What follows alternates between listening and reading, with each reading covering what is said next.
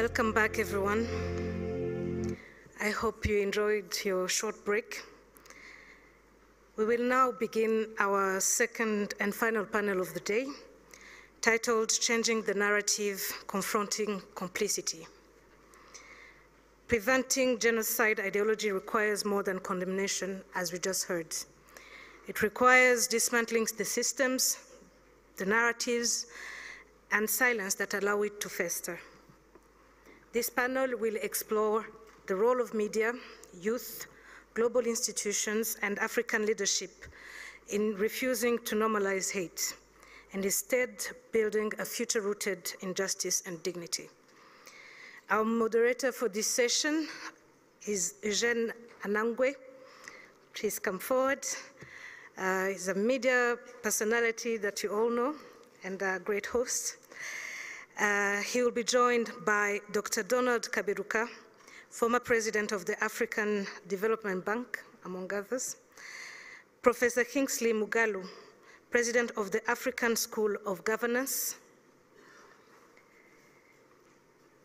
Madam Eba Kalondo, former spokesperson of the African Union Commission. And Ambassador Peter Farenholtz, former German ambassador to Rwanda from 2012 to 2016. Welcome. Over to you, Eugene.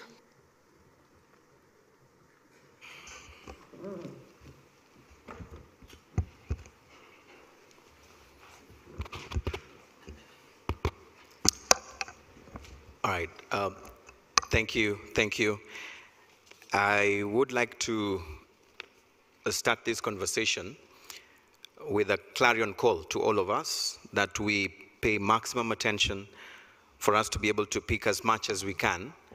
It's going to be an interactive session, and we'll have a session where we'll have questions from the floor. And I believe that it's a discussion that is long overdue, and it's good that we're having it now. Now, I'd like to start off by looking, first of all, at the aspect of international complicity and silence, because this is one of the enablers of the wrong narrative that we continue to see, and also the aspect of complicity. And maybe I'll be able to start, first of all, with Professor Kingsley. This I would love to hear from you, first of all, looking at the aspect of what was said by the world, and we had it also in the previous panel, and the world did say never again in 1994. 31 years later, the genocide ideology is continuing to spread, and also most of the times with silence or sometimes indifference from global powers. What does this enduring inaction reveal about the sincerity of the international commitment to human rights, and how do we dismantle this global complicity that is somehow intentional on this issue? Thank you very much, Anangwe. Let me begin with a personal story, if you don't mind. When the genocide happened, the genocide against the Tutsi in Rwanda occurred in 1994. I was a young political affairs officer on the Rwanda desk of the UN headquarters, the UN Secretariat headquarters, the Department of Peacekeeping Operations in New York. I was desk officer for Angola, for Somalia, and Rwanda. And we were so frustrated at the resistance, even to calling what was going on genocide. Why did this happen? And, you know, many people blame the Secretariat of the UN, but the Secretariat is a servant of the member states. And at that time, the most powerful member state, which was the United States, did not want to intervene. They did not want the UN to intervene, and they stopped the UN from intervening in a muscular way. We had UNAMER, but, you know, there were a few countries that had the courage, of which my country, Nigeria, was one of them, in the Security Council to call, you know, a spade and say what was going on was genocide. Nigeria stood up to do so. Corel Kovanda of Czech Republic, I believe, and Keaton of Australia. It's a long time ago, but I remember these three. So the first thing we have to understand is that the interests of powerful states are primary in their calculations. Despite genuflections to human rights and certain principles in international affairs, but national self-interest. And at that time, after what happened in Somalia, where the Americans, you know, were killed, and America just didn't want to intervene again, you know, in Africa. So the first thing is that national interest is what drives the international response. And we see it even now. Now, after that happened, of course, everybody rallied around for the creation of the International Tribunal, which was a secondary response. Having failed to stop or intervene in the genocide, nobody had any objection to those who were the masterminds being called to account. And so later on, I moved to Arusha, to the International Tribunal. I was a legal advisor and the spokesperson for the International Tribunal. And we received a lot of support, including from the United States, to bring to account the high-ranking architects of the genocide. I remember the trial of Bagosora Theonest, who was, by all accounts, the leading conspirator of the genocide. I remember the trial of Jean Kambanda. We remember the trial of Akayesu, the mayor, and so on and so forth. So, and now we see the same thing playing out in the conflict in the neighboring state. What is happening is that, again, interests, this time I would say commercial interests, are driving the response or the non-response. And so everybody's looking at, you know, what profits they can make, and for that purpose, they create a very convenient narrative that is one-sided and fails to address the real underlying causes of what is going on. And by so doing, this attitude is complicity in genocide, in effect, because you have the same spirit, the same ideology operating against certain minorities, but there is no real strong action to make that the centerpiece of the whole discussion. Instead, some secondary narrative is created, and but in a silent conspiracy, the global media runs with that narrative. So what this tells me to conclude is this, that African countries owe a responsibility to themselves first and foremost. Govern your countries inclusively. Don't wait for disaster to strike in the hope that some international community, quote unquote, is coming to save you, because their conscience is very selective. Thank you. Yeah, thank you. Thank you for raising that. And I know we will have some time to speak about the power of media and, of course, governance as a tool of prevention. Allow me to cross over to Ambassador Peter, because I know for a fact you've been in the diplomatic scene for quite some time. And just take us through those diplomatic boardroom sessions that probably could be playing out in the sense of what we just talked about earlier on. What guides the decision to actually be either sincere or insincere on the aspect of the commitment to human rights? Because we still continue to see international complicity and silence, like we heard from Prof. Kingsley here. He took us through the history, but now I'm talking about today, because we continue to see this happening today. What usually happens? Most of the time, diplomats will say, our hands were tied. What is usually the situation? The button I have to press now.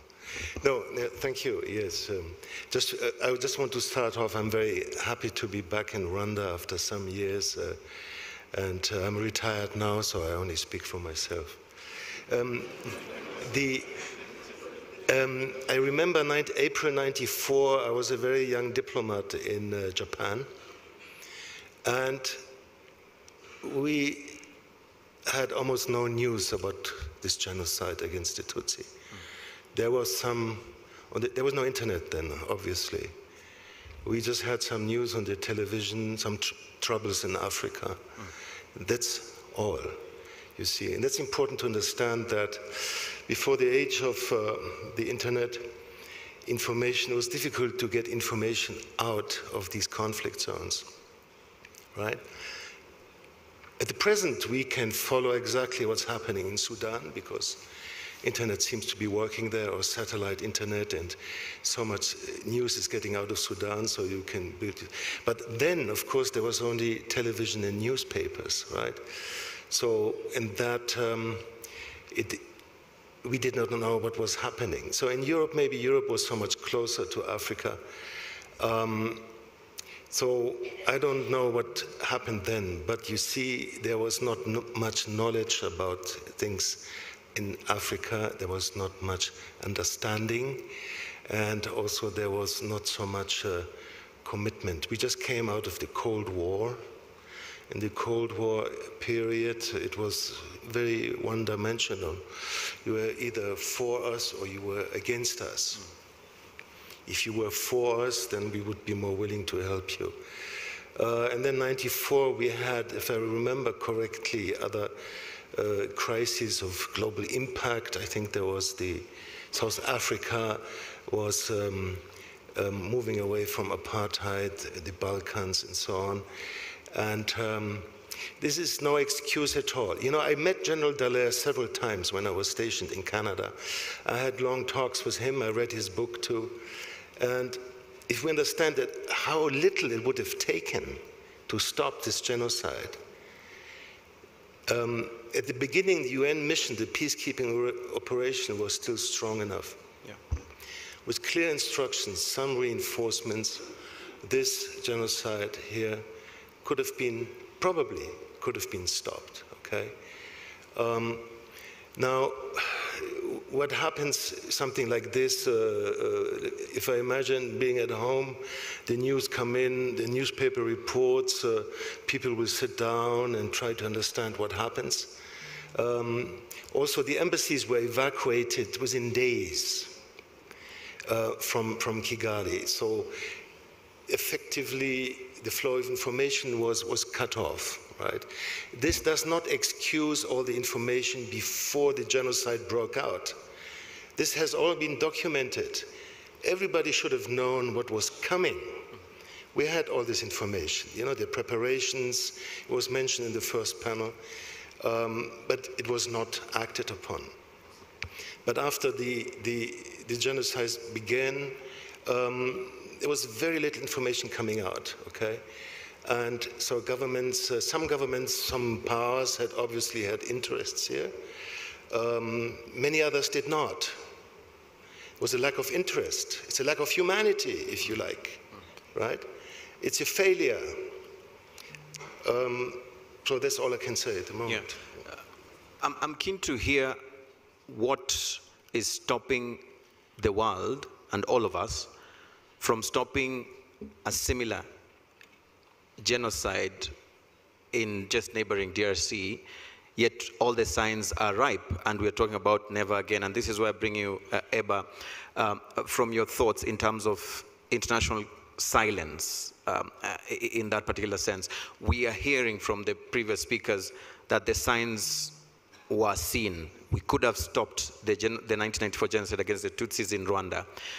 We have a chance now to stop any of that from happening, and we heard from the previous panel of even how everything that happened here in 1994, genocide against the Tutsis, is what is happening in even neighboring DRC, but it is not being stopped. What is it that it makes it very difficult from an international perspective, multilateral perspective, in stopping and nipping it in the bud sooner than later? This is what I'm trying to understand here. I think we all, sorry. Hello? Yeah. Sorry. I think we're all trying to understand that, but I think what we must accept is that and I'm going to introduce something else, that we are currently sitting or living a global geopolitical era that, for all intents and purposes, has shown us the shortcomings of multilateralism. You might even want to say that multilateralism is sort of the landscape against which the global north exercises competition over us, the Africans, and then also the retreat or the complete disregard of what we all think are accepted global norms of international rules, whatever those might mean, and international justice. When you see, and as we speak today, and I think if we place ourselves in a global context today as to why there is so much silence, then we should probably ask ourselves, how is it possible that a multilateral international system of international order has been completely incapable of stopping the destruction of a people in Palestine for the past 18 months? You can draw the parallels as you will with 1994 and what is happening now. But I think we are living in a world today, 31 years after the genocide against the Tutsi here in Rwanda, where the circle, terrifyingly, is coming full circle. So I think we're asking the wrong questions. I think we should not be asking the why the silence. It's so deafening that the silence in itself is a vocabulary that is extremely eloquent. I think we know the language of silence, we understand it, we should be able to answer it as it is talking to us. I don't think that hearkening to rules or an accepted understanding of who we are as humans is the answer. And I was speaking to Dr. Alex just now that I think that we underestimate the power of shame. And I'm not talking about the shame of victims. It's the shame of those who knowingly compromise on their humanity or their sense of fairness. And when confronted with that absence or that lapse in their sense of fairness or their sense of humanity, rather than want to redeem themselves, shame makes people double down. Not only just double down, shame makes you angry when you are constantly confronted with that lapse of humanity. And I think this is what we are seeing today, partly. Thank you. But while you still have the mic, I think for institutions like the African Union, for instance, which I know you played a role as the spokesperson of the former African Union Commission chair, these institutions are often seen as too cautious, even when clear signs of danger are actually all out there for all of us to see. How can such institutions, transform themselves into more courageous? We're looking about proactive forces that can be able to defend truths, regardless of how bad it pinches or which side it pinches. And of course, move with urgency as opposed to just sovereignty, which I always see when you talk about such multilateral institutions like AU. You're absolutely right. And I think Professor Kingsley said it quite succinctly. He said, intergovernmental organizations, of which the African Union is one, are a microcosm of their national governments. And they are not run by their secretariats or the commission per se. The African Union highest decision-making body is its assembly, which are the heads of states. Yeah. And then you've got the commission, which is supposed to be its executive body. And you're absolutely right. I think the African Union is a very unique intergovernmental organization. And I think it was at the time, in 1994, tried. But again, it's also, an intergovernmental organization with an ambition so vast and so bold that, however its structures, I think the African Union has ambitions of a supranational nature, but we are an intergovernmental organization. I know it sounds, I could explain that, but I think this is not the forum for it. But however, it is an extremely important qualification to make. I'm not making excuses for it at all. But the African Union is also a conglomeration of regional bodies, whether it be the Southern African Development Community, which is SADC, the East African Community, ECOWAS in the West, and UMA, which not many people know of, in the North. And, you know, when you want to go through, and I don't want to take up too much of your time, is that SADC was already, the Southern African Development Community was already in existence by then, but you know, I think in 1994, it was also the year of independence, of freedom for South Africa. You had so many overlapping issues.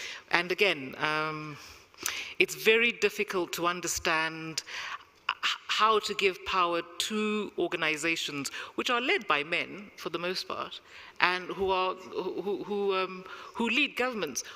The African Union is many, many countries. Why did the many, many countries not come out to come and, you know, sort of lead the charge for and with Rwanda at the time? So the African Union is sort of a homogeneous sort of blob, but there are countries with names and neighborhoods which are close to this area which is called Rwanda. Yeah. So I'd put it that way. I know both of you want to come in, but allow me to bring in Dr. Kaberuka, because I'm sure he's been listening through when we started. And Dr. Kaberuka, for you, it's very crucial for us to also touch on the nerve of one of the other things that promotes this driving of the wrong narrative and also pushing complicity, and it's what we call economic dependence and the politics of aid. It comes out so strongly because we've seen how aid has been used to maintain influence, silence difficult truths, and avoid justice. My question would be, how can African nations move from this level of dependency and be able to push for self-reliance? Like we've seen Rwanda say, look, we don't care. We'd rather not have your aid, but we'll stand on our feet and not on our knees. I mean, just talk to me a bit about that aspect. Thank you. Thank you. Good morning. First of all, it's a pleasure to be here with these colleagues, friends of Rwanda who have joined us. I agree with everything they've said. How Africa becomes less dependent is a big subject. I'm going to come to it another time. But what I want to limit myself today are three things, especially because I can see many young people in the room. There is a saying that history shapes choices. And the history of Rwanda has shaped the choices. And the problem I think Rwanda has had with the international community, not simply in 1994, even thereafter, is that sometimes the international community, or what you call the international community, has no humility not to accept those choices, but to live with them. And so it causes permanent conflict. And I'll give you two examples, just for the benefit of the young people in this room. In 1994, the new government of Rwanda inherited a debt of $1 billion, just under $1 billion. This fact is not well known. And that money had been borrowed by the previous administration in the last 4 years of its life. It has doubled the debt for the country. And so there are many people in the world who said to the government, please don't pay that debt, because that debt was used for prosecuting war and genocide. There are many voices, many NGOs said, don't pay. Now, the government of Rwanda, looking at the global realities and the realpolitik, said, look, that would have been the ideal position in an ideal world, but we will pay. And if I recall, it means that the government of Rwanda, without much means at the time, was paying, budgeting about $3.3 million per year to pay both foreign debt and domestic debt. And it is true, some of those money had been used to buy weapons. That is a fact. At least I was in government at the time, I have some knowledge of it. And eventually, about 10 years later, a lot of that debt was cancelled as part of a general global effort. But until the debt cancellation, Rwanda government was paying the debt. What some people in the NGO community called the debt of genocide. So you would have thought, well, the international community would say, this country has suffered enough, at least let us allow them a moratorium on debt. It didn't happen. So there goes your international community. Or what remains of it. Now let me give you a second example. So in those days, the administration did not have much capacity. So our friends from the UNDP and the World Bank would convene meetings in Geneva, what they call the donors meetings in Geneva, and to try to help the new country administration rebuild itself. Now, incredible amounts were announced, incredible pledges in billions, all right? But two problems.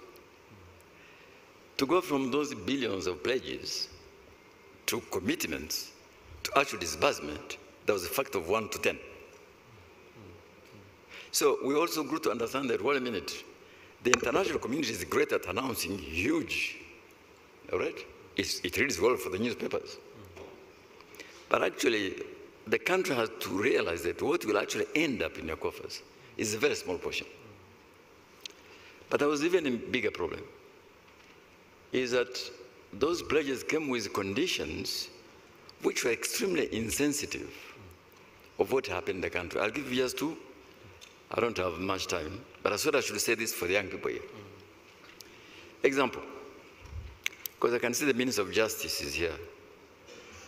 At the time, the prisons of Rwanda were full of genocide suspects, because there was simply not enough space for all these people. And the government was feeding them, waiting to be prosecuted through a court system which was not meant for millions of criminals. And one of the conditions which were being given in these pledges was release those prisoners. Can you imagine? Or judge them.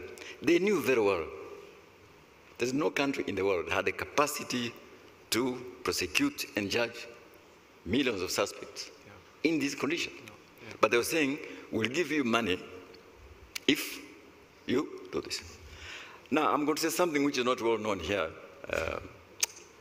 Sometimes you have to say things which... there was only one European minister, God bless him. He was from Netherlands. His name was Jan Pronk. Jan Pronk. I asked the Minister of Justice to check and confirm if I'm wrong. He came to see us and he said, look, what the international community is asking you to do is unreasonable. But we want you to get the funding, so can I help you? And he said, I was in that meeting, he said, I've got about $100 million for macroeconomic support. Would you allow us to take some of that money, build a prison in Rwanda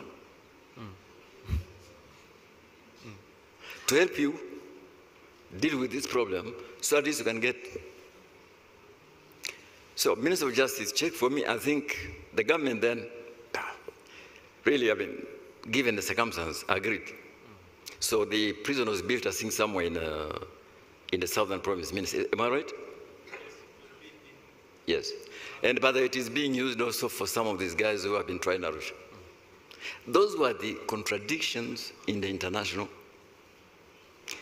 So I said history shapes choices, and I'm ready, if you give me more time later, I can tell you the kind of choices which were shaped by that understanding. But I just give you one.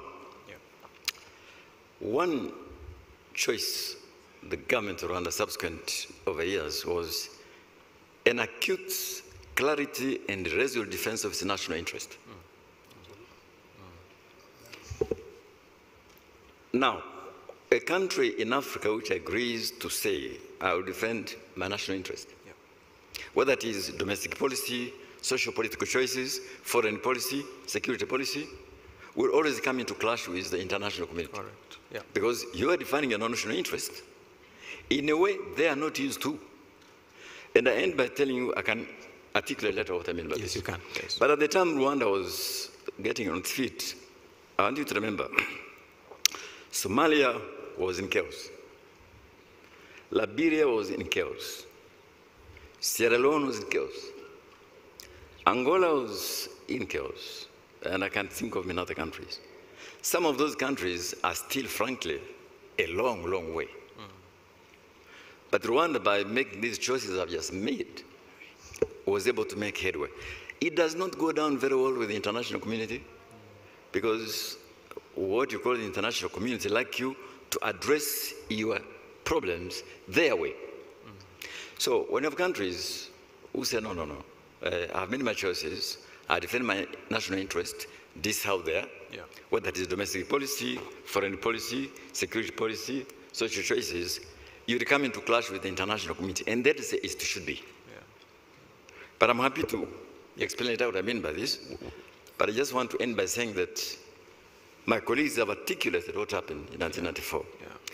That has continued over the years. So if you ask me about what's happened in the great neighborhood here,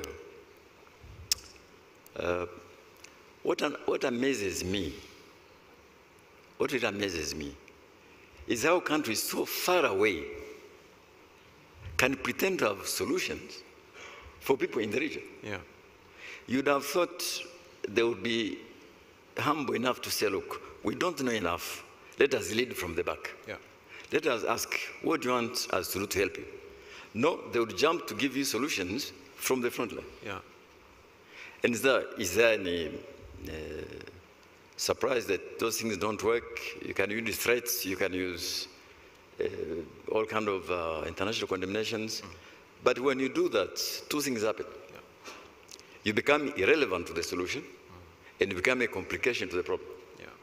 This all happens. Thank you.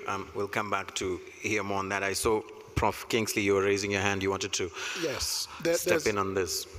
I'll back up what Donald is saying, but I wanted to go back to history a little bit, again, to refresh because of the young people here. In 1994, many of us do not know or do not remember that Rwanda, the government that conducted the genocide against the Tutsi, was a member, a rotating member of the UN Security Council. We often forget this. And so in the council, when I would go for meetings of the council as a political officer on behalf of the peacekeeping department to cover the meetings, the ambassador of Rwanda at the time in the council was saying, of course, there is no genocide going on. And many countries, part of the complicity was that many countries used that as a cover. Well, the ambassador of the country is denying this. We respect member states. So what are we to do? Meanwhile, then you had Nigeria, Czech Republic, and all of arguing against the ambassador of Rwanda about what was happening in Rwanda.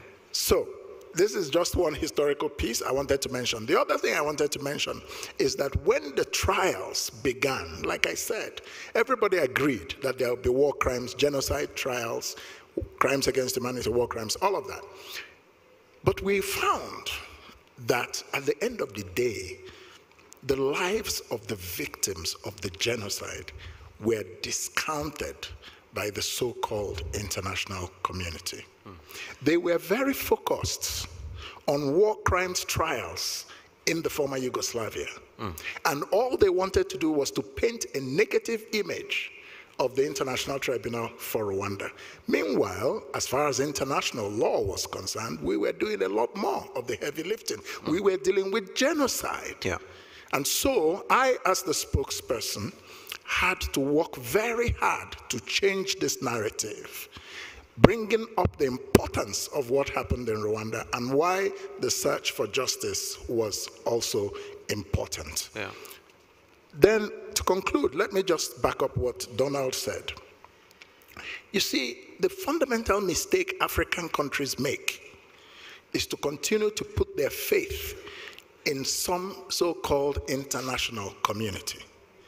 It's an aspirational phrase. The reality of life is that there is an anarchical international society of states. Each one is pursuing their own interests. Now, they came up with this name of the international community after the end of the Cold War, but the very nature of the international system did not change. So you have people saying that we're a community so that they will lull the unsuspecting into comfort, and everybody, you assume everybody is at the table of the community. But the fact of the matter is that some people are at the table and others are on the menu. Yeah. And some are having others for lunch. Yeah. So this is just what I wanted to say to back up what Donald very interesting point to bring there, and brings me to Ambassador Peter, because I like the fact that you said now you're retired and you can spill some more, and this is where I want to bring you in on this. The architecture of aid, because maybe we've been having misconceptions or perceiving it differently from the outside. It's always been seen as a tool to actually hide or to silence the difficult truths. I'd like to hear your thoughts. I mean, just again, if you allow, take us to the boardrooms, those meetings where you're now planning this. I mean, right, but just let me take up what you said, your criticism of multilateralism. Indeed, multilateralism is struggling and dysfunctional sometimes. Also remember the genocide in Cambodia, 1975. 4 years until the neighboring country, Vietnam, intervened and stopped the genocide. I absolutely agree with that. But the global rules-based order is the only one we have, and we need to reform it, we need to improve it.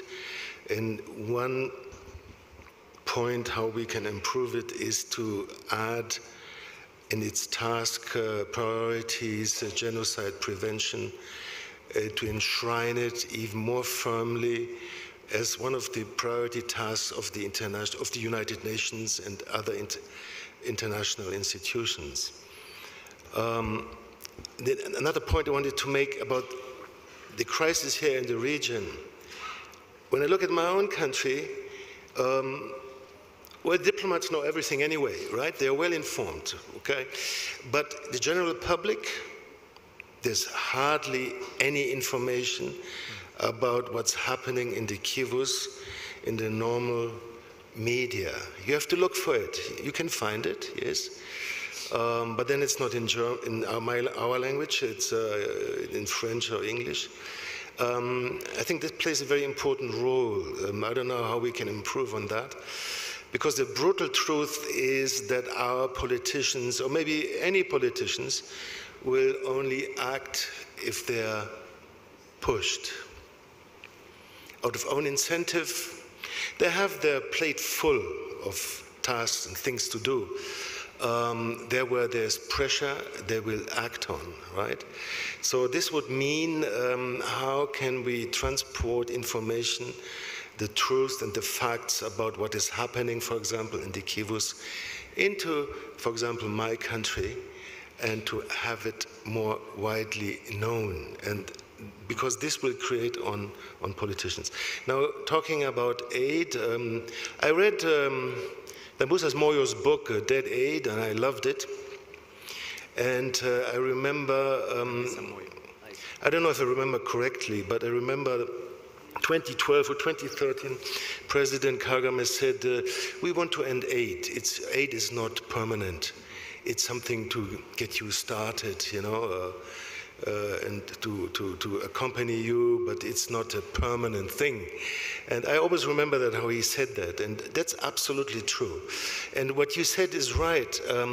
Don't depend on others. If you're in trouble, you need to be autonomous. You need to be able to protect yourself. That is one of the lessons when we look at human history, right? Who can you depend on to invest hundreds of millions, billions of dollars to send down soldiers? It takes a lot of money and effort to do something, to intervene. You must be able to help yourself. And then maybe you can look at your friends and ask them to assist you in this. Yeah. The problem is, of course, with the genocides, usually it's the state against its own citizens. So that's the problem, right? And if this is happening in your neighboring country, what is your moral obligation when you look across the border into your neighboring country and you see people being massacred? Maybe even people of your own national or ethnic group, right? What should you do then? Of course, the first thing would be to rely on the international community. But what if nothing happens? Are you just supposed to wait and watch these people getting killed? That's, I don't think that's a real option. So, yeah. Dr. Kaberuka wanted to do a response on that as well. Just for coming back, because I didn't answer your question about aid. I would urge that we don't waste too much time on this for 3 reasons. The aid system, the aid architecture we have known for the last 60 years is over. I think if you wanted a signal that is over, it is not Trump and the closure of USAID. It is the British government cutting down aid almost by half to finance rearmament and defense. And that is a trend across Europe. I can't blame them. They say they have enemies in the neighborhood. So what they have done is to say, okay, we have done aid for 60 years. Now we have got our own problems. And the first one is rearm ourselves, prepare for war. It's a choice they have made. So it's important to say that. We could stand here lamenting about aid is over, but that's it. It had an exit. Exit had come earlier than we thought. So that is it. Now, our president hosted some ministers, African ministers of health, for a dinner 2 days ago. I was pleasantly surprised to see what the ministers are saying. Okay, our sectors have depended on some aid for a long time. Disease burden had been, reduced. Life expectancy has improved. Child mortality has gone down. But now it is time for us to assume our responsibility, and we will. Each minister was saying, look, we will. It won't happen overnight, but this is how it will happen. Every country is different. How every country responds to this reduction in what you call aid will vary. Look, Kingsley's country here, he's my friend, so I can say to him. They collect 7% of revenue to GDP. That is the lowest on the African continent. In Nigeria, he agrees. The average for low-income countries in Sub-Saharan Africa is 15%. So which means Nigeria is able, over a couple of years, to bring its revenues to at least the average for Sub-Saharan Africa. Now, I'm not competent to say why, but I believe every African country will respond in its own ways. So let's not waste too much time on aid. I think it's a relevant subject. I think what you want to ask us is what is the impact of weaponization of aid? Yes. As a tool. When aid moves from being an act of solidarity to achieve particular social development outcome to become a weapon of influence. Yes. Is that what we're asking? Yes, that's the question. If that's the question, I'll be happy to answer that later. Awesome. But I want us to separate the two. I think aid, where it has been effectively delivered, has achieved some results. And I think we are to thank partners. In areas where it has not been effectively deployed, it has led to a number of deleterious consequences, even unintended consequences. But I think one of them, I think what the German ambassador is saying is that the spirit of dependency without an exit point had created undermined capacity of our countries to do long-term planning for the exit. And so this wake-up call is important because now it opens the door for us to plan long-term in terms of how we depend on trade and investments like all countries have done. But this is a big subject. It is. But I want you to separate this issue of aid and what has done or not done, and aid weaponization, which is aid being used as a diplomatic tool or even a military tool to achieve particular political or diplomatic outcomes. Yeah. The two are different. Yeah. Okay. Yeah, very different. And I want us now to open the floor, and then I'll come back to the panel just to be able to pick your questions. If you do have a question, I see table 18. There's someone who wants to ask a question. Please pass the mic. Please keep it short. You can introduce yourself and go ahead. Thank you very much. I'm Ladislas Ngendahimana, and I'm a political analyst. My question goes to Ambassador Peter Fannerholt. From the discussions of the previous panel and this one, we can link genocide ideology and the aid dependence. These two might be linked in a way or another. And particularly in the Great Lakes region of Africa, these two are associated or linked to the colonization of which Europe or European countries have a role or are responsible for. And today we see that these countries are using sanctions again against the same countries or strengthening some of these peoples who have been victims of this. What could be your message to those countries? Thank you. Yes. About colonialism? Yeah, just again, aid being used as a weapon, as a tool, the dependency on it. What sort of feedback, comment, message do you have on this? Well, on aid, I share Donald's view. I mean, it's a tool which you can use like a jack to change your tire or to fix your car, right?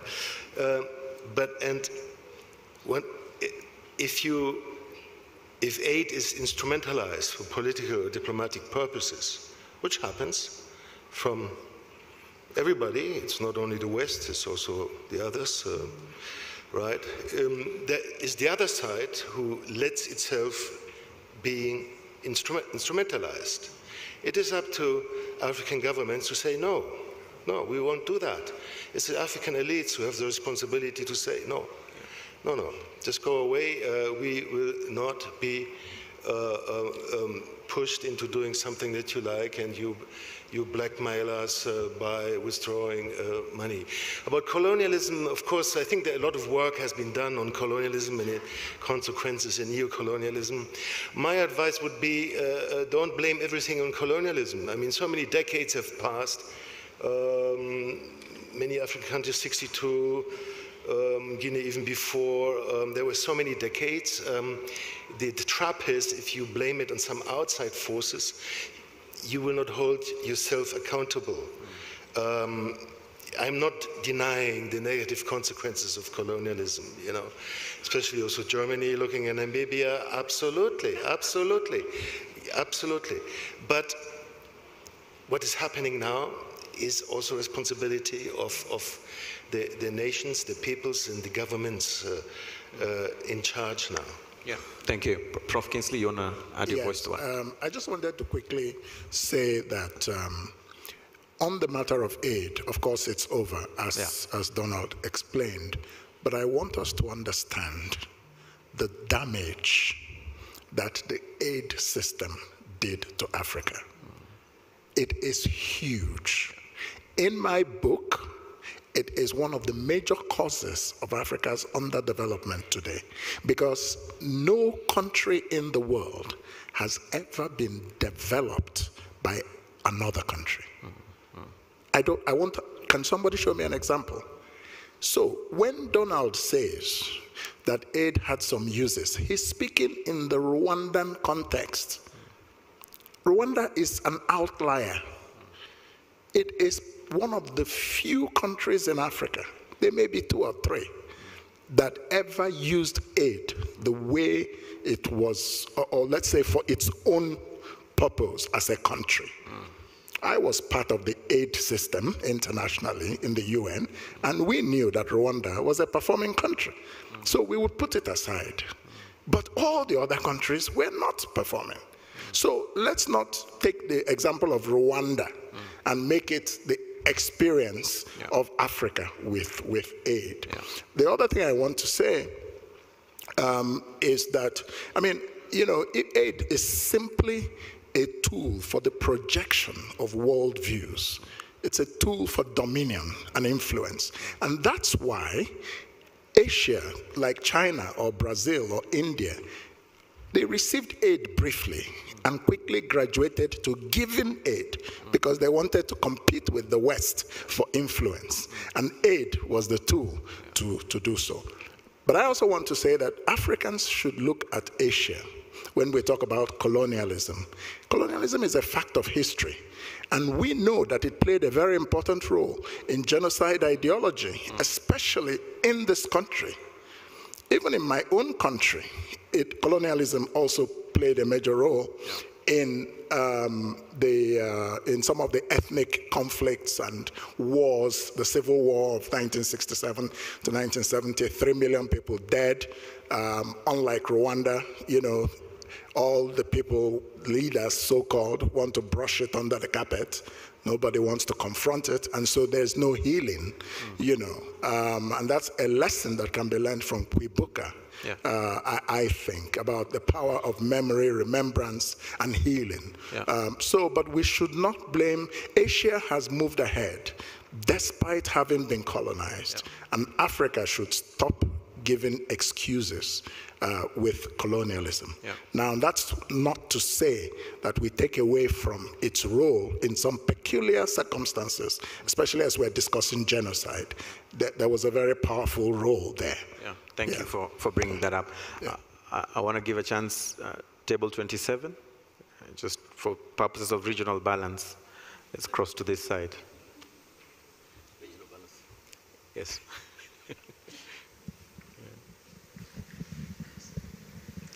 Good morning. My name is Michael Butera. I'm Chief Technical Advisor, Minister of Justice, and thank you for the great insights from the panel.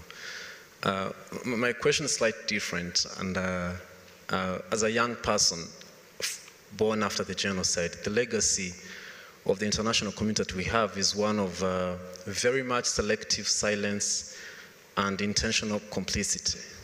And it gets confirmed every time. You know, I'm very young and I get cited on social media. So when I'm trying to scroll what's happening, most of the time you end up on X, and what you see is overwhelming evidence of what's happening in the DRC. You know, very barbaric actions, people being burnt alive and all that. It seems to me that there hasn't been lack of information, and both the international community, but Africa. So my question is, what do we do with this information? We seem to wait to the international community for it to see. It seems that specific reports from specific regions have to carry some specific credibility than that raw footage coming from Goma. The reports from the group of experts have to go, you know, through New York to carry some weight so that we can react. And then we still sit and really call out international community. Now for African leaders, for individual countries, why can't we call this out? And what does it take to have this narrative sovereignty, information sovereignty, that information from Africa can call for action? But it just seems that, you know, when we try to rope in international community, we're trying to say, look, we don't have that credibility as African leaders, African countries, to move forward until we move as a collective. I'm trying to understand, I mean, I might sound very naive, but if I was the chairperson of the African Union, I would have moved, but stopped all this. But I want to hear from you. Where's the catch? Why does it have to take so long? You know, very passive communications, self-conscious, very, you know, self-censored. So I would want to hear more from the panel, the perspective that you have on this. Thank you. Maybe you can, while you still have the mic, I want to pass this over to you as a young person. Yes. What do you think is your role, first of all? Because you spoke about the digital space where all the propaganda is actually happening, the misinformation, disinformation. How can your voice actually, not just you alone, but young people your age, be able to be utilized in a way to actually, deal with this disinformation that we're seeing? What role do you think you can play as a young person, even before we talk about the leaders, even before we talk about the African Union? Thank you so much. So I think that young people have become critical digital narrators. We narrate about what's happening, and most of them are getting informed. So they read a lot of reports, get to hear from the people who live these experiences. And I think one of the front lines of the young people been trying to do is, pushing back on these narratives, genocide denial, clarifying what it is. So I think one of the contributions from young people, and we've seen this from young people from Rwanda and the East African region, they've been formed a very, concrete reaction points where they have this specific understanding of what happened in this country, but also what's happening in the rest of the world. To just come out with these campaigns where people push back on these, falsifications, clarify them. But again, they just seem to be limited to social medias. And action points now have to be taken by, I think, the leaders who are in these positions to act. Yeah. Fair enough. That's very good. Thank you. I'll bring it back to the panel. I mean, what can leaders now do? Yes, the young people can push, but then actual concrete decisions have to be made at institutional levels, and they're feeling let down as young people from that particular note. Maybe what could be your thoughts? Maybe Eba, I'll bring you in on this, Eba.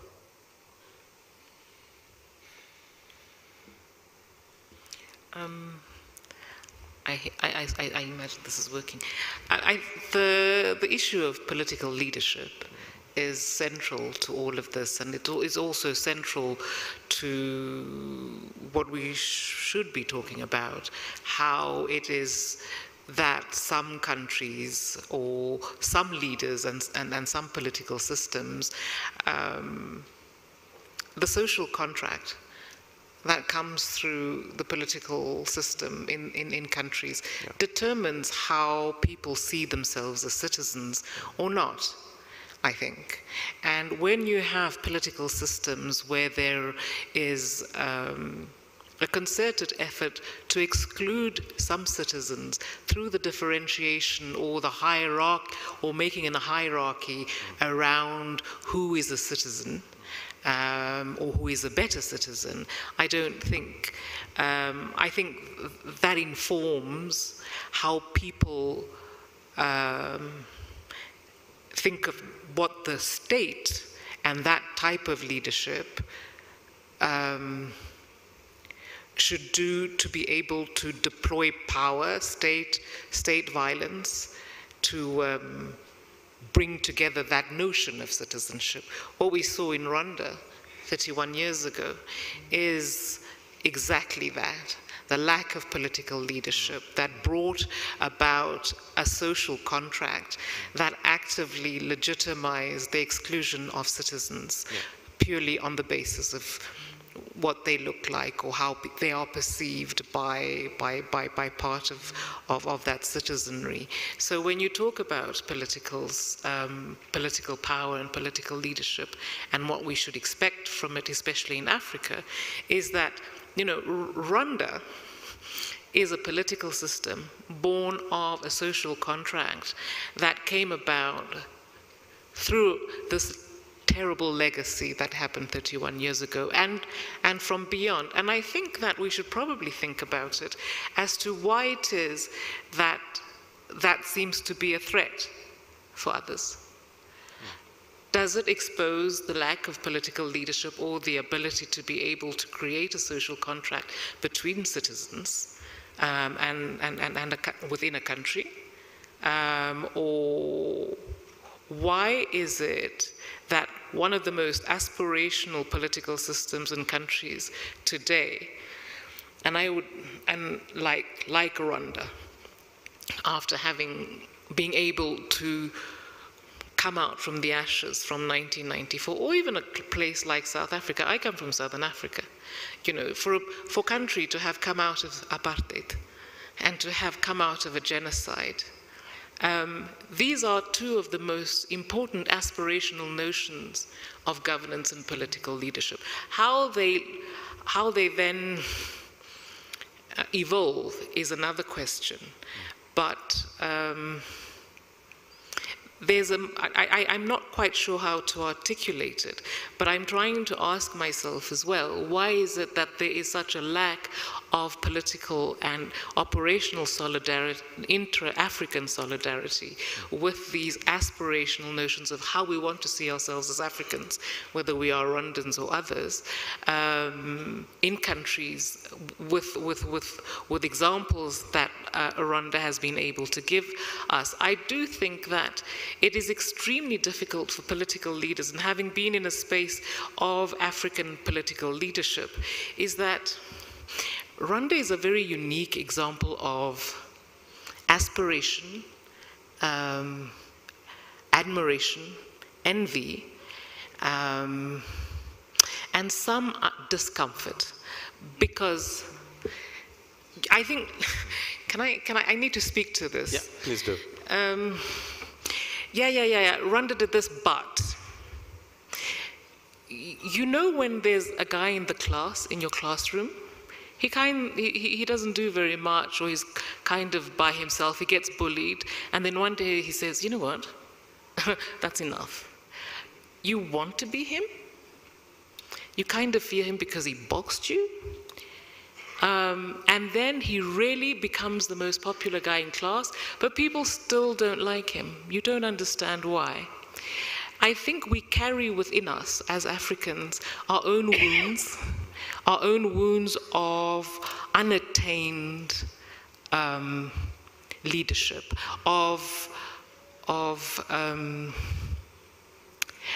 it's very difficult for leaders to come together and say, so what did you do to get where you are? And because, again, and I'm going to go left ways, power on our continent is very male. And male power seems to depend a lot on what it considers virile, and it doesn't ask for help. I think we need to ask each other for help. And Rwanda has done so much. When you say remember, unite, and renew, you can only renew if you remember.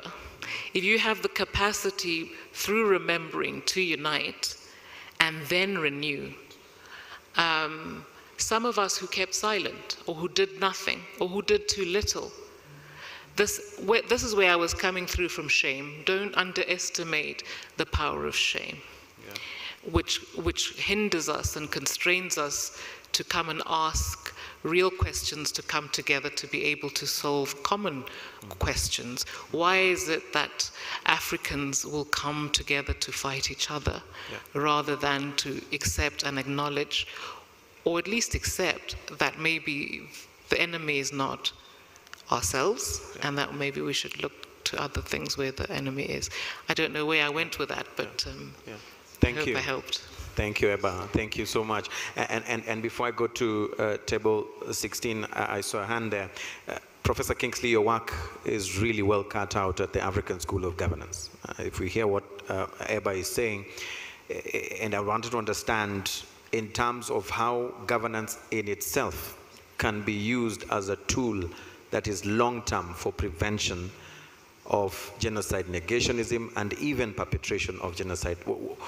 What's in the pipeline for you in that sense, and how would you respond to that question? Yeah, it's very fundamental to the vision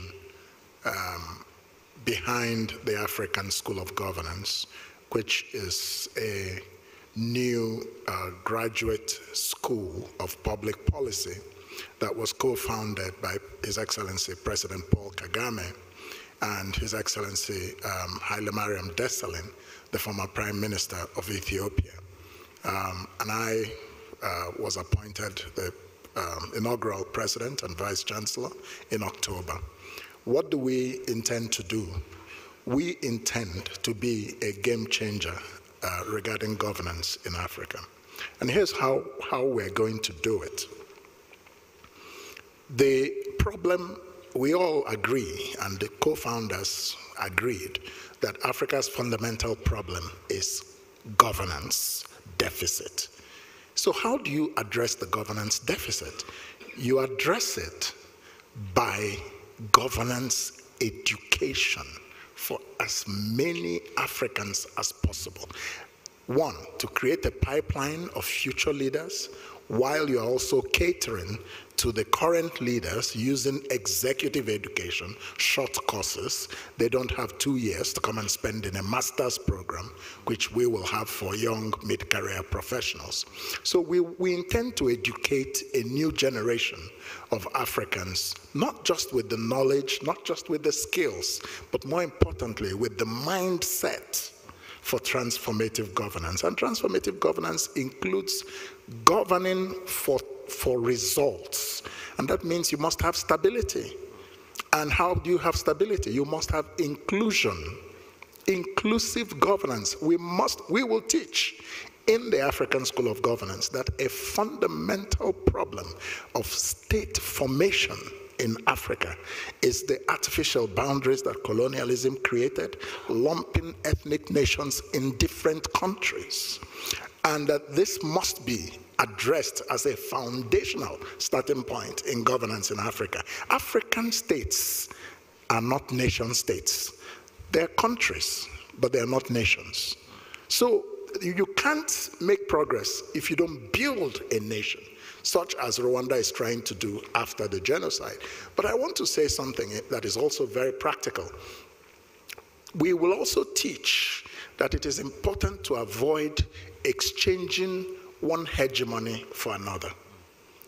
In many countries, we have this. In my country, for example, you have, let me go back to Switzerland, for example.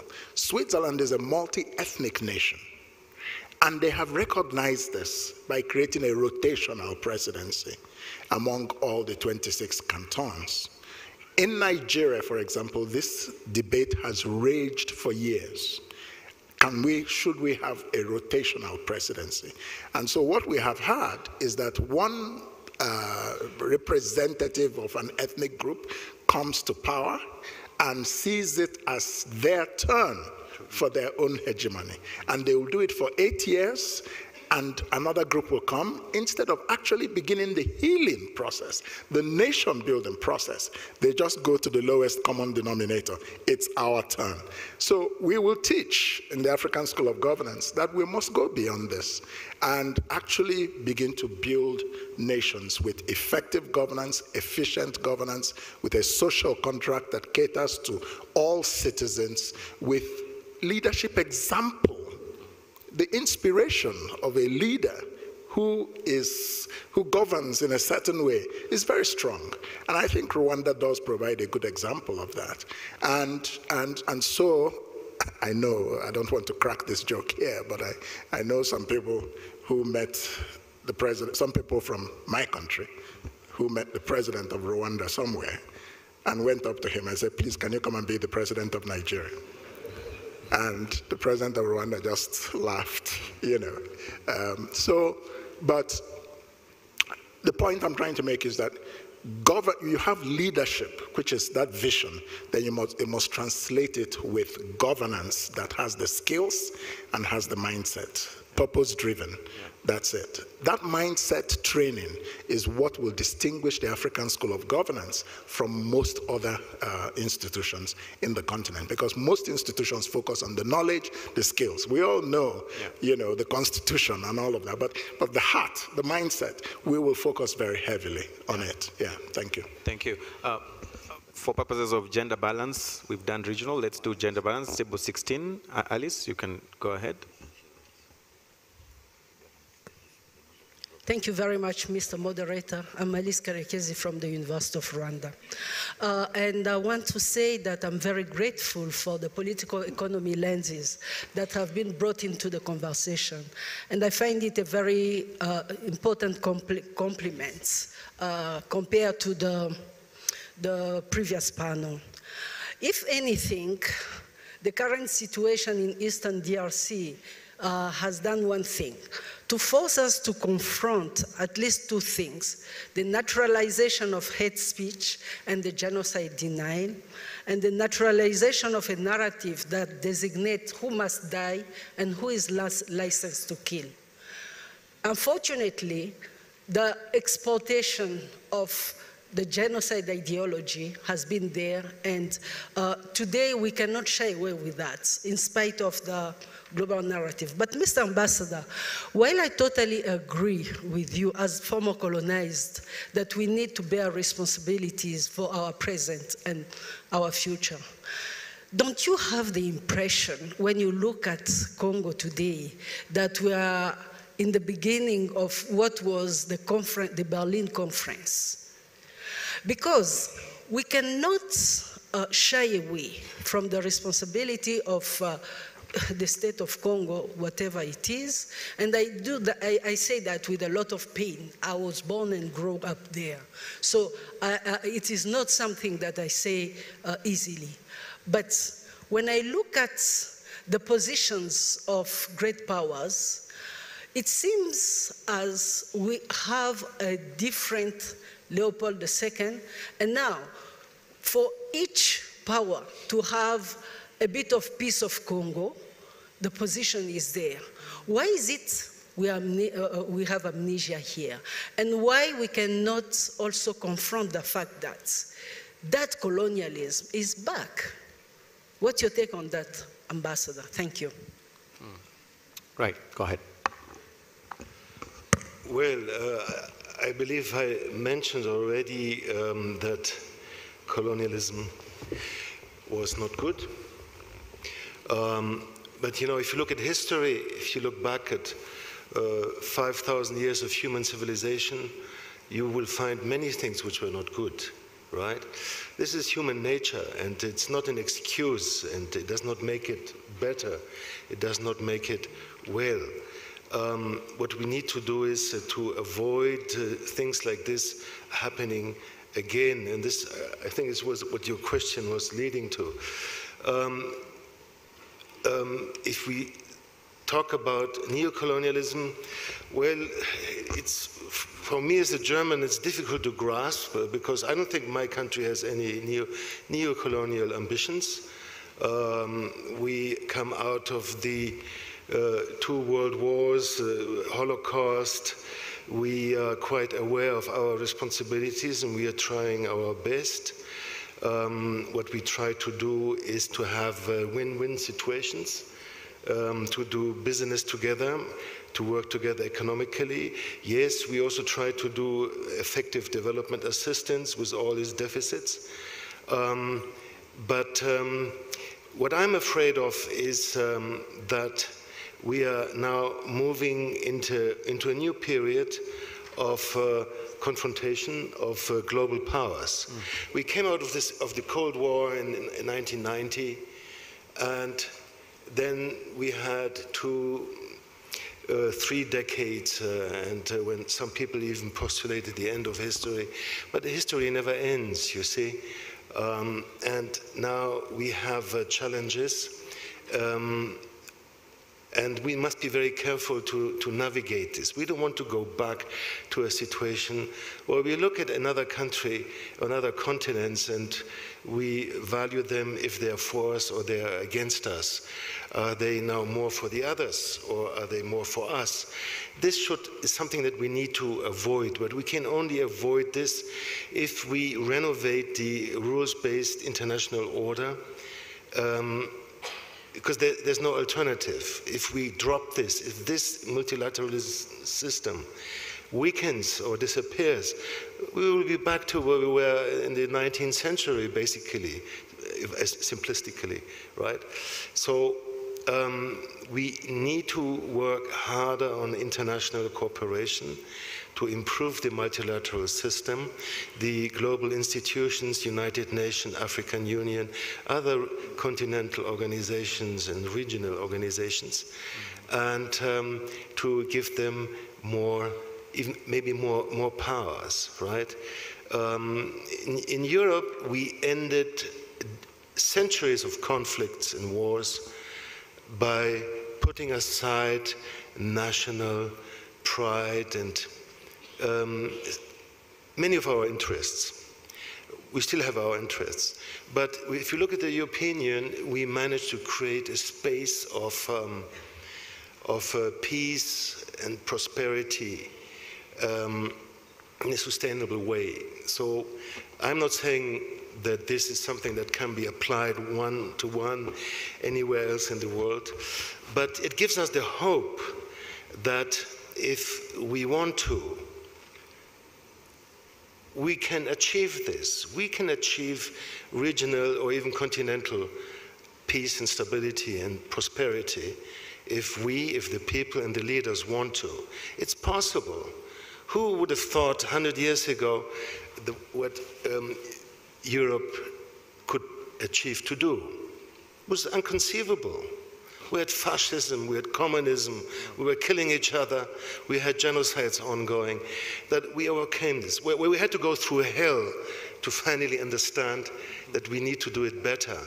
Maybe that's a human weakness. We have to experience the worst before we really understand that we have to improve our performance.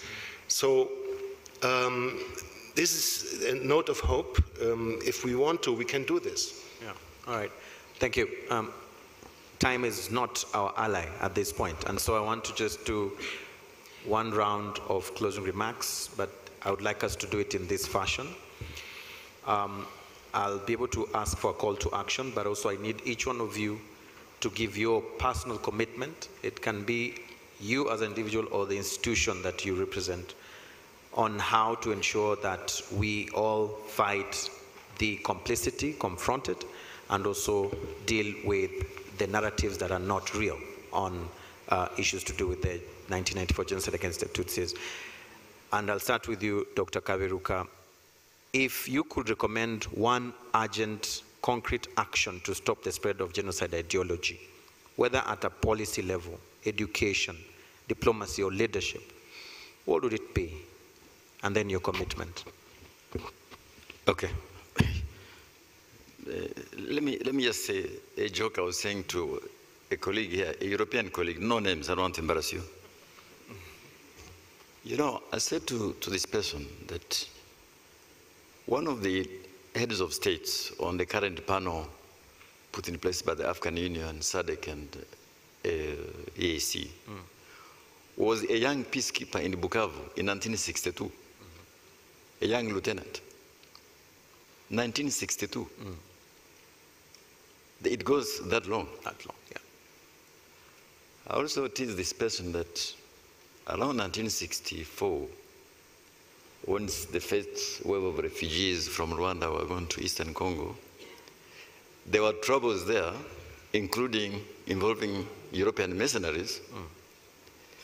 And so some Rwandan refugees had to be evacuated by the UN to Tanzania. There might be some descendants of them in this room. That is 1964. So for me, this suggests something different. I have some disagreement with my friend Kingsley here, because I'm on the board of the School of Governance, so I should be careful what I say to him. I don't agree that Africa has no nation states. Nation states are formed. The idea that Europeans are now nation states, I don't buy either. They have gone through a long history, through the Congress of Vienna, through the Treaty of Rome, things they have done. Let alone that they have caused 2 world wars, which were European wars, fought elsewhere in the world. But they've come around it by accepting the reality on the ground. So I've said to one audience here, I've forgotten, when the African Union was being formed, there is a principle there. It's called the intangibility of frontiers. However, it had conditions. It had conditions. You really cannot choose and pick people in your country. Those you consider to be citizens, and those you consider to be foreigners. Because every country in Africa will be torn apart. So, genocide by its definition cannot happen unless it is enforced by the state. Right?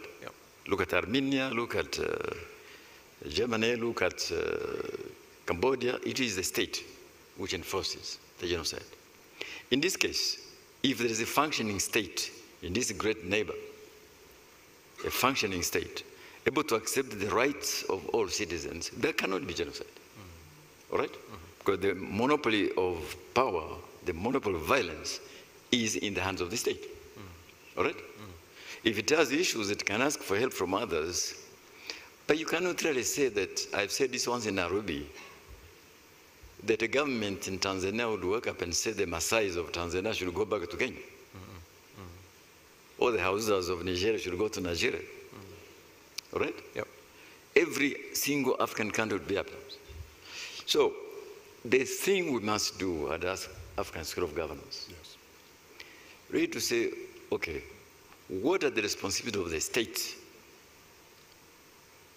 in this era? And I've said to you before, here, I don't know if it was Yanangwe, that for me, a state must have a certain attributes to fulfill its role. Number one, it must be a state that governs for all, not for some. Let alone it must be a clean state, must deliver services, must be accountable. But it must be start by governing for everyone. All religious groups, all ethnic groups, all geographies. If it doesn't do that, then we have roots of what is happening. It's so important, I say this. Yesterday I had an argument with a friend about how did genocide happen in Cambodia? It happened because there was a group of people there, okay? Okay, pursuing a particular objective. Okay, until they were defeated by the Vietnamese. All right? I know the Vietnamese were attacked for going to Cambodia. It's a long story. I don't want to go there. But I just want to say genocide can only be stopped by a functioning state. If there's no functioning state, all right, and that state then facilitates genocide, that will happen. But number two, which I really want to say, because you have asked for my commitment, I was asked by the African Union some time back to help them set up a peace fund for the African Union. So I set it up.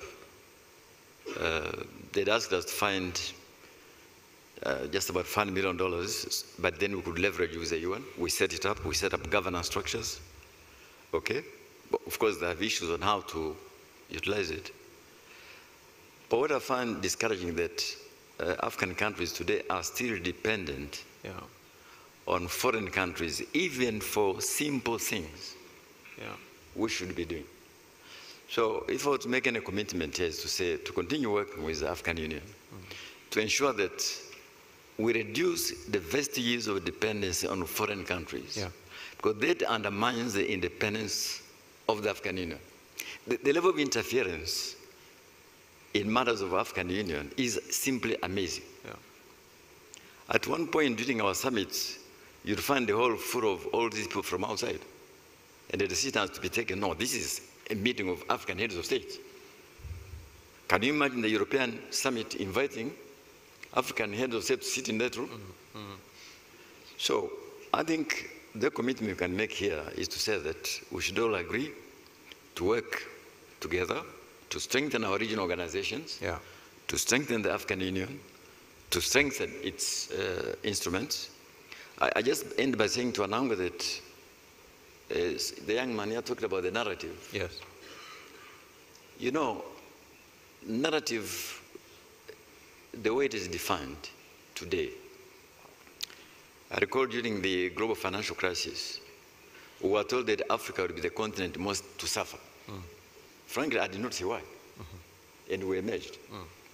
Then we were told during COVID that African countries will be the countries most to suffer. In fact, we emerged. But better some of the rich countries. Because there are things like African Center for Disease Control. Right? So I do believe that with all the challenges we face, we can overcome them. But we will not overcome them by depending on others to come and resolve issues for us or prescribe for us what to do. All right? Whether it is in the domain of peace and security, pandemic management, economic management, it has to be our internally generated solutions within Africa. Thank you. Thank you. Prof. Kingsley? I agree with everything my brother Donald has said. And so you can see that all of us in the African School of Governance were carefully selected. So I have nothing further to say, but to align with him. Yeah, thank you. What's your commitment? Oh, you align. That's what you're saying. Well, I mean, copy paste. Let me let me say, specifically concerning commitment, that as president of the African School of Governance, I can commit, and I do commit, to doing my very best, working with colleagues, the faculty, the board, including Donald and others, to raise a new generation of African leaders who will govern competently, in a visionary manner, fairly, justly, and inclusively, and who will see, by the time they graduate through the African School of Governance, the of the ideology of genocide. Right. Thank you. Across EBA, I'll come to you later. I want to hear Ambassador Peter. What's your closing remarks? What's your parting shot? We've talked for over an hour, and where do we go from here? And then what's your commitment? Right. It's important to look forward. What will we do? Everything that has been said today was very deep and wise and true. But what will we do? I have 3 ideas I would like to put forward about this region. It's not about the diplomatic efforts. I don't know enough about that. One is, obviously, we heard about more than 1,000 indicted perpetrators of the genocide still roaming around, half of them in the DRC and the other half somewhere else. I mean, these people have been indicted by an international court. These people should be brought to justice. This should be a task for the international community. It's not so hard. We know these people, we have the names, we have a list. This should be done. Secondly, by the way, in Germany, we tried and sentenced several FDLR leaders to prison sentences. Secondly, the FDLR, if you remember, there were efforts to pursue and destroy the ADF in northeastern Congo, even involving 1 or 2 Western powers, I don't remember. So I think the FDLR needs to be destroyed if necessary, or dismembered. It should not exist anymore. And this is what we need, some commitment for this to happen. How can it be? Imagine, it's a bit maybe simplistic comparison, a Nazi SS division, fully armed, operating somewhere. Nobody would tolerate that. But this is what we're having with the FDLR, right? Sometimes they're weak, if necessary, they're armed and they get strong again. Why is this outfit still out there, you know? It's, thirdly, I would like to think about, when we look at the reform of the international system, to establish once genocidal actions are observed anywhere, to have an automatic triggering system, triggering compulsory action, which cannot be vetoed. It's compulsory for the international institution, be it the African Union, for example, or United Nations, or whatever other regional organization, continental organizations there may be, to follow up on this immediately. Yes, details have to be worked out. It's never that easy. But we always see, even if we get information, there's no action, right? So if we have an automatic triggering mechanism to at least send missions to find out exactly what's happening on the ground and even take further action, and without any veto possibilities by the Security Council, this may be helpful. Thank you. All right, thank you. What's your commitment? Just one line. Commitment? Well, you know, I'm just a retired civil servant, but I will do whatever I can. I like the people in this region, and I've spent several years of my life here. I even grew up 3 years in Sudan when I was a very small child. I've worked in Ethiopia, I've worked in Eritrea, I've spent more than a year in Nigeria.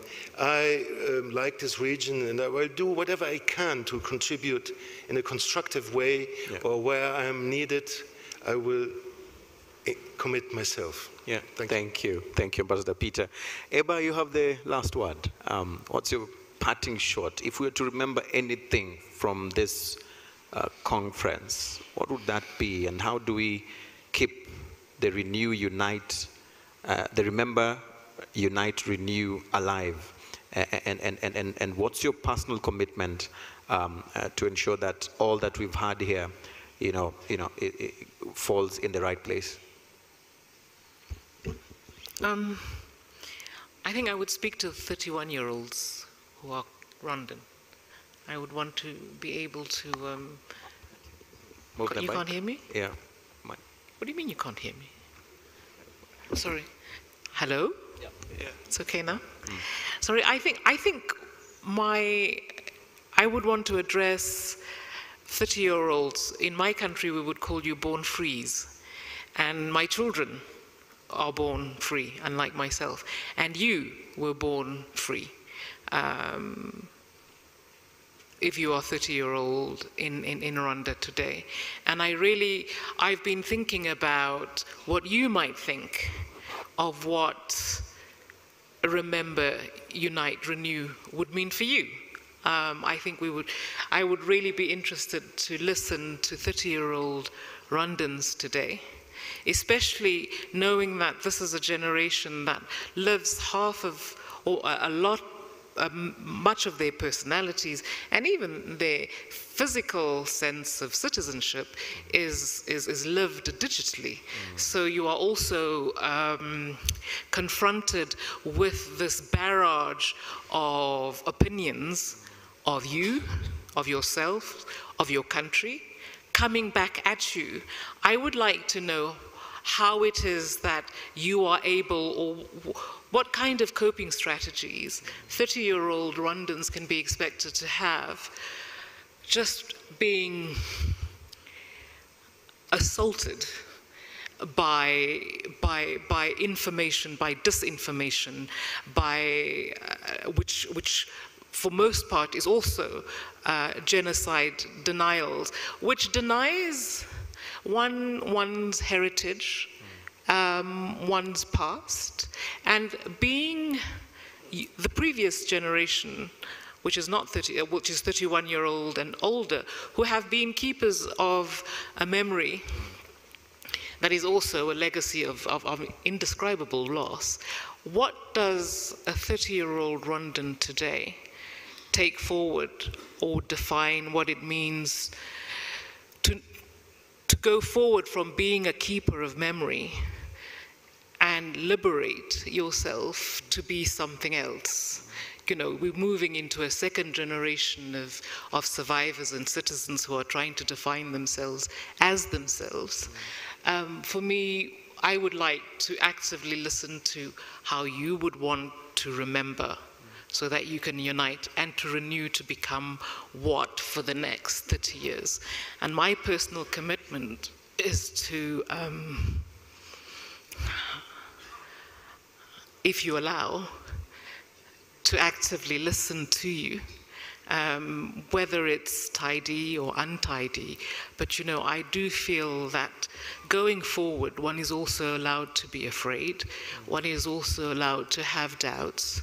And I think we need to be able to create safe spaces for 30-year-olds to want to carry on, to fight. And I think the only direction is dukomeze, and my commitment would be to be here, to listen to you, and to promise to be an active ally. That's what I would Thank you. Thank you very much. I want to say thank you to our panel. Thank you very much. We'll now hand over back to the amazing Masters of Ceremony. Thank you so much. Thank you.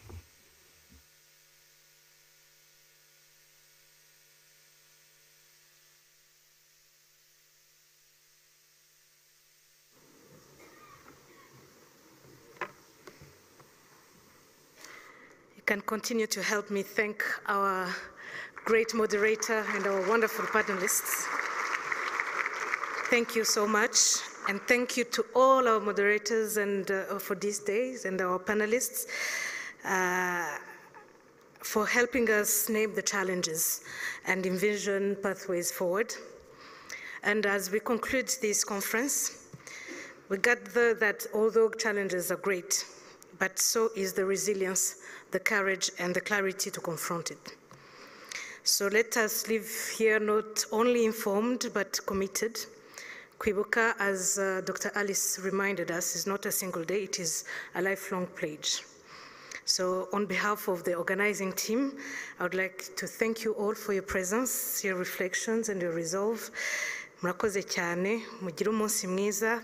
Thank you, and let's continue the work together. I will ask you to remain in your seat for a few minutes while our guest of honor leaves the room, and then we'll go forward with our day. Thank you very much.